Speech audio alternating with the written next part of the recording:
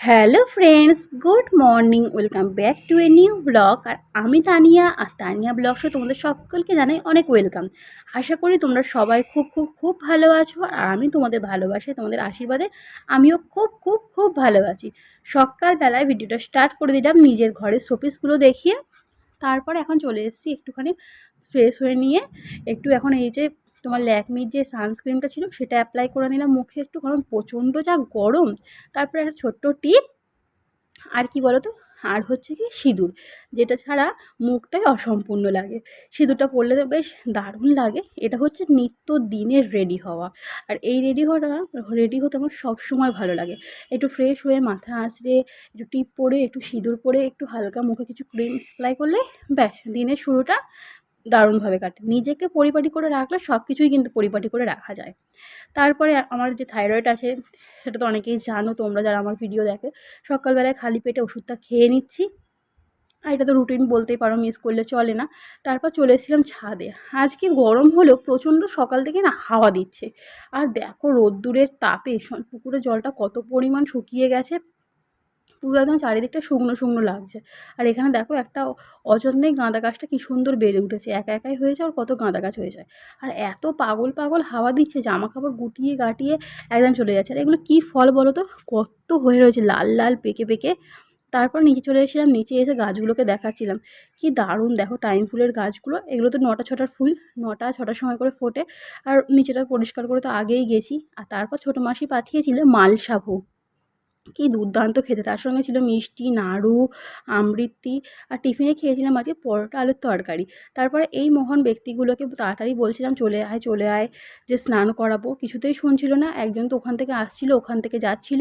তারপর একটা কি ফাইনালি বোতলের ছিপি জোগাড় করলাম, সেইটা দেখিয়ে ওদেরকে বললাম আয় চলে আয়। দেখো বোতলের ঢাকনাটা দিয়েই দেখেছে সেটা কে আগে নেবে, তাড়াহুড়ো করে দুজন চলে আসে। যেই ও রাজা যেই ঢাকনাটা নেবে অমনি ব্যাস ও চলে আসবে। তো এইরকম করেই চলে। এই খাঁচাটা করে তো ওরা ঘুরতেও যায় ওপরে, তোমরা জানো, দেখেছো চলে এলো। আর ফাইনালি এখন দরজাটা আমি বন্ধ করে দিয়ে আর বোতলের ছিপিটাও নিয়ে নেবো, কারণ বোতলের ছিপিটা ওদেরকে দিয়ে রাখি না। দেখো দেবে না কিছুদের, কতটা শক্তি প্রয়োগ করছে দেখো এটা। তারপরে ফাইনালি ওদেরকে এখন বাথরুমে ঢুকিয়ে দিয়েছি, আর শাওয়ারটা ওপর থেকে অন করে দিয়েছি। ওরা ওরা নিজেদের মতন স্নান করবে। শাওয়ারটা কমানো থাকে যাতে ওদের জলের প্রেশারে কষ্ট না হয়। একবার এদিকে যাবে আর একবার ওদিকে যাবে, স্নান করবে। আর আজকে ভাবছিলাম পাট শাক। আমিও একটা আমার বাড়িতে পাইস হোটেল খুলেছি। তো এই যে রান্নাবান্না কমপ্লিট হয়ে গেছে। এখানে আছে স্ট্রিম রাইস, এখানে আছে পাতলা করে মুসুরির ডাল। আমরা 4 জনের মতনই খাবার বানাই প্রত্যেক দিন। আর এখানে আছে ডিমের কষা লাল লাল ঝাল ঝাল, এখানে পাট শাক ভাজা। 4 জনের বেশি এখানে খাবার বানানো হয় না, 4 জনের জন্যই পরিষেবা শুধু মাত্র রয়েছে। তো আজকে রান্নাবান্না দেখিয়ে দিলাম, ভালো লাগলে অবশ্যই আমাকে জানাবেন। এই যে মহান ব্যক্তিগণ, এদের জন্য দুপুরবেলার লাঞ্চ এখানে রয়েছে পেয়ারা, আপেল আর হচ্ছে বেদানা। আর রান্নাঘর থেকে বেরোনোর পর এই হচ্ছে আমি, এক থেকে মুখ থেকে গ্ল্যামার একদম গড়িয়ে গড়িয়ে পড়ছে। তারপরে রাত্রিবেলা রান্নার জন্য তরুলি আর আলু একটুখানি কেটে রাখবো বলে বসলাম। তরুলি আলু কেটে রেখে চলে গেছি এখন ওপরে ফ্রেশ হবো বলে। আর এই যে যে মালসাটা করে ভোগ এসেছিল, ওই মালসাটা ভালো করে ধুয়ে নিয়ে আর ছাদ থেকে পরিষ্কার জল ভরে নিয়ে ফার্স্টে ভাবলাম সিঁড়িতে রাখবো, তারপরে ভাবলাম না এই জায়গাটা রাখি পাখিদের জন্য। এইখানটা একটা মগে করে জল রাখা থাকতো, ওখান থেকে ওরা খেয়ে যায়, আর সরাতেও রেখে দিলাম পাখিদের জন্য জল। আর তারপর বিকালবেলা চলে গেছিলাম যোগা ক্লাসে, তখন দেখলাম কিছু কিছু জন চলেই এসছে আমি আসার আগেই।